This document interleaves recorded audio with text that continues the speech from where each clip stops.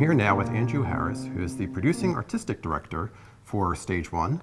Tell me a little about the history of Stage One here in Louisville. Well, Stage One, it started back in 1946, so it's been around a long time, and then it was known as the Louisville Children's Theater, and it was specifically focused on opportunities for kids to perform. And then in the 80s, the name changed to Stage One, and there was a shift from just having students perform, but moving to having professional adult actors alongside kids performing for young audiences. Matter of fact, the name Stage One is referencing kind of the first stage of development, because oftentimes here, if you're from this community, Stage One has been one of the very first professional theater experiences that many of our young people have had over the years. I know a lot of the people who have performed with Stage One have gone on to perform in other community theaters and lots of different stages. We've had people perform all over. You know, we've had students grow up with us and go on to have careers in theater. We've had students grow up to us and go on to have careers as doctors, as lawyers. And we bring adult actors from all over the country who bring up just a myriad of experience to the work that we do. And what's your schedule look like each year? How many productions do you do? Well, it kind of varies a little bit.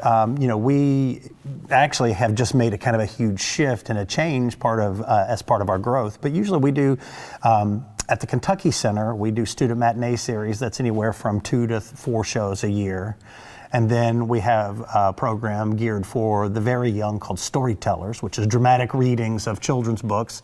And we'll do anywhere from 6 to 10 of those a year. And now, thanks to our merger back in June with Commonwealth Theater Center, now we have another 6 conservatory shows with our world-class conservatory students. So tell us where we're located. Where are you located? So this is where we have a campus really here on Payne Street. So 1129 Payne Street is our administrative office and rehearsal hall.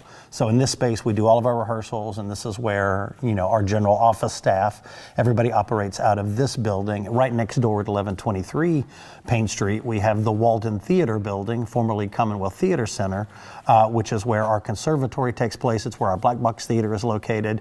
And then a little ways down the road on 3rd Street we have a large production studio, which is where sets, costumes, props, and all of that takes place. We're going to get a chance to hear a little bit about the production that's going on now and that you can see in January right here at Stage One. Thank you. Great, thanks.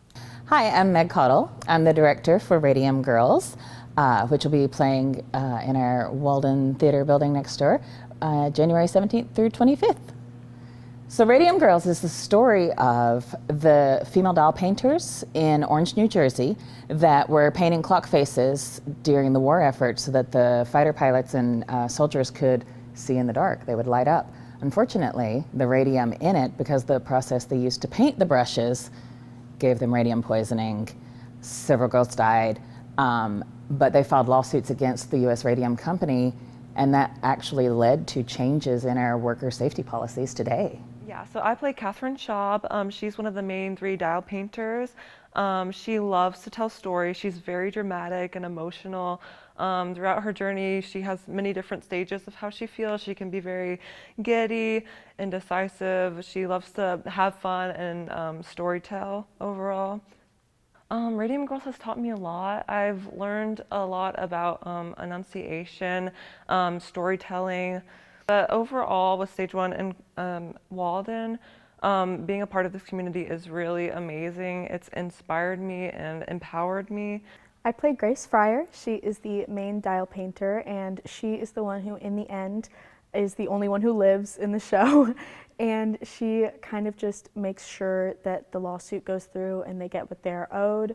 She does not settle for less than what she thinks she is deserved. And even if it's causing issues in her personal life, she still stays resilient throughout it all, and she's kind of a rock for everyone around her, as well as still being very kind and considerate to others. I've been at the conservatory for about, I think, 7 or 8 years. It gets so long you just stop counting, but for me, it's kind of like the connections I've made while still getting an education. I know that I have so many people here that are there to support me. I can come to anyone with an issue and I will be validated and helped.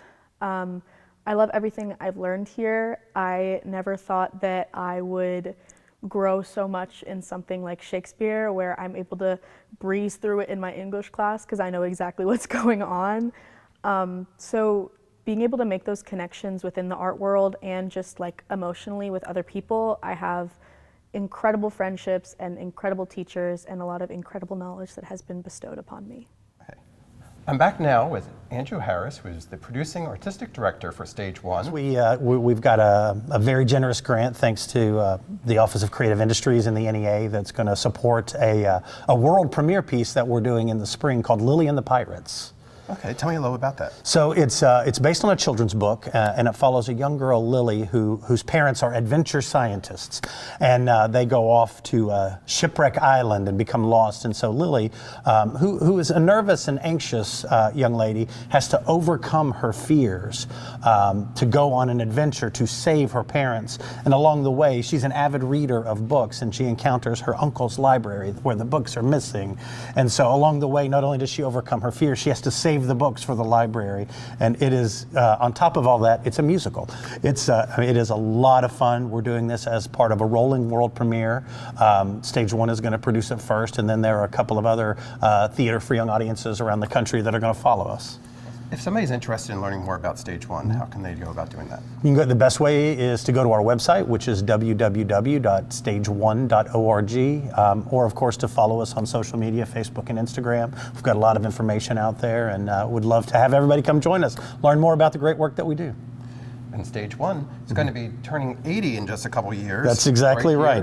In Louisville. Thank you very much. Thank you. We are Stage One Family Theater, and you're watching Metro TV.